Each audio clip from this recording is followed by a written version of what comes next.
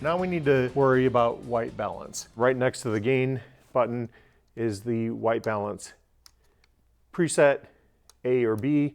You can be in A or B. That doesn't matter. Those are exactly the same. You just can't be in preset. So never preset, always A or B. Whichever one you're in, you're going to hit this white button and you're going to wait for it to say OK. And then once it says OK, then your white balance is good. So to white balance, you need to have, first of all, something white. And typically you'll have your reporter's notebook or a white card or piece of paper or whatever. In this case, I'm using what's handy. I had a napkin laying around. So Lydia, hold the napkin up in front of your face. I'm going to zoom in so that the napkin fills most of the screen, just the essential area. I don't have to do everything. And then I just hit the white balance button. And I can see there that it changed. It's now 4,300 degrees Kelvin. That has changed my color. And if you put the napkin back down, Lydia, then we can see that the color looks pretty true on the camera. One interesting thing about these lights on the camera is that they are variable color temperature. So if I take the knob on the right here and turn it all the way around, now my image looks pretty blue, and that's not a good thing. So what do I have to do? I have to re-white balance, right, Lydia? Okay, so what do I do for the white balance?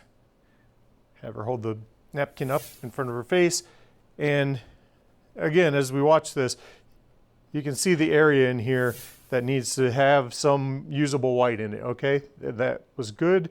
It changed. It's now 5,400 degrees Kelvin.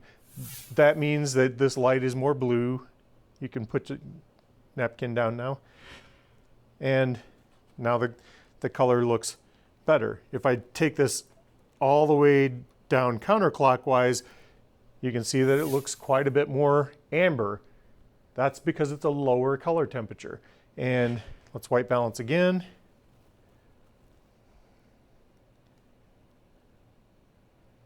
And you can see I didn't even zoom in on that one. It found white in the area that it needed to see white.